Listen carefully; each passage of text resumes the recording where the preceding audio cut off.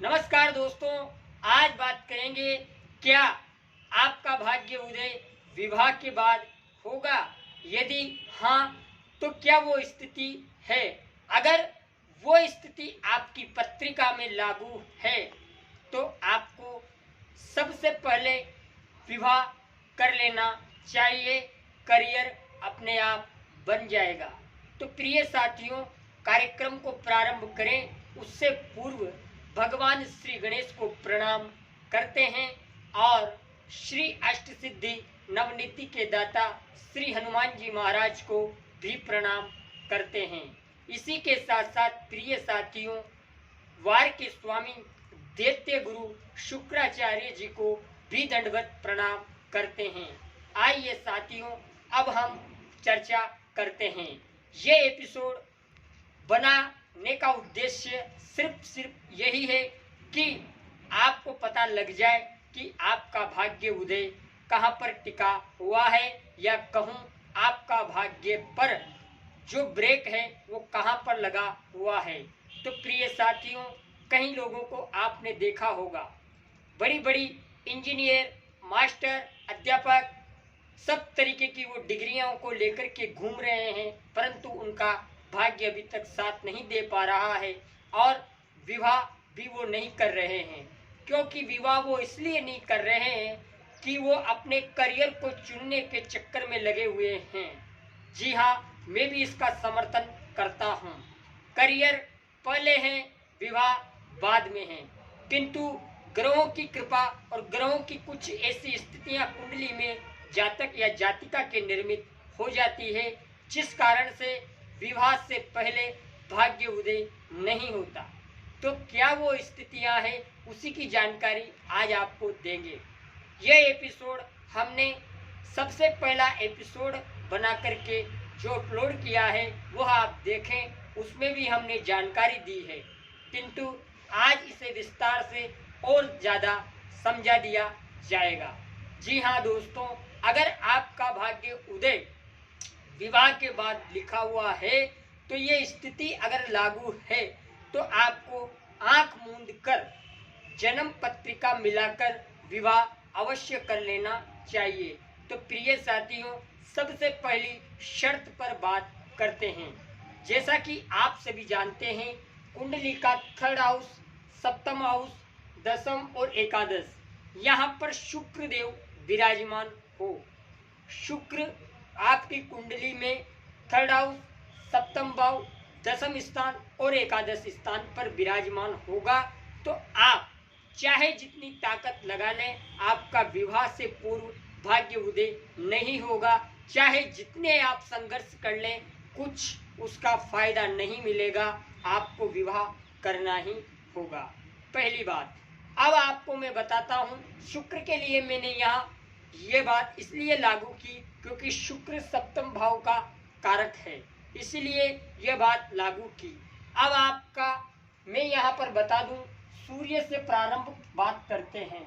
अगर मान लीजिए आपका सप्तमें सूर्य बने और सूर्य थर्ड हाउस, सिक्स हाउस, सप्तम भाव, दसम स्थान और एकादश भाव में विराजमान है, तब भी आपका भाग्य उदय विवाह के बाद होगा। इसके बाद चंद्रमा की अगर हम बात करें तो चंद्रमा आपका सप्तमें होकर third house, six house, seventh house, दसम भाव और एकादश भाव में है, तब भी आपका भाग्य उदय विवाह के बाद होगा। कहने का तात्पर्य प्रिय साथियों, आपको स्पष्ट कर दूं, सप्तमें कोई भी हो सकता है राहु केतु को छोड़कर।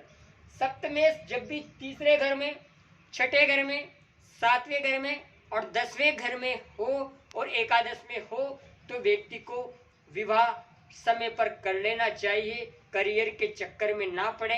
करियर के चक्कर में विवाह आपका लेट हो जाएगा और आपकी उम्र निकलने के बाद फिर विवाह में आपको ज़्यादा प्रॉब्लम आ सकती है। इसी के साथ एक और बात मैं बताऊं, शुक्र आपके द्वादश स्थान पर विराजमान होगा तो ये विवाह के बाद आपका प्रबल भाग्य उदय कराएगा। शुक्र द्वादश भाव का कारक है, क्योंकि काल पुरुष की कुंडली में अगर हम देखेंगे तो शुक्र को यहाँ मीन राशि प्राप्त होती है और मीन में वो उच्च के होते हैं। तो विवाह के बाद जातक का भाग्य उदय प्रबल रूप से होता है। इसी के साथ साथ सप्तमेश अगर नवम भाव में चला जाए तब भी जातक का भाग्य उदय विवाह के बाद होता है, या भाग्य सप्तम में चला जाए तब भी विवाह के बाद प्रबल भाग्य उदय होता है। इसी के साथ साथ शनिदेव, मंगलदेव और सूर्यदेव ये तीन ग्रह ऐसे हैं जो विवाह में विलंब करते हैं। बिल्कुल हाँ, अगर इनकी वजह से आपकी कुंडली में विलंब हो रहा है तो समय पर इनका उपचार करके आप विवाह में बंधन में बंधे और कुंडली मिलान करके विवाह करें, अन्यथा आपकी उम्र निकल जाएगी और आपको वर या वधू मिलने में काफी हदें मुश्किलें आ सकती है।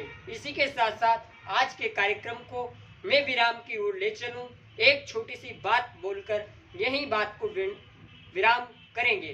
प्रिय साथियों, आज हमने बात बताई आपका भाग्य उदय विवाह के बाद होगा। तो ये जो मैंने स्पष्ट बातें आपको बताई सप्तमेश के बारे में, 3rd house, 6th house, 7th house, 10वें स्थान और एकादश स्थान में अगर सप्तमेश है तो निश्चित मान लें आपका भाग्य उदय आपके विवाह पर टिका हुआ है।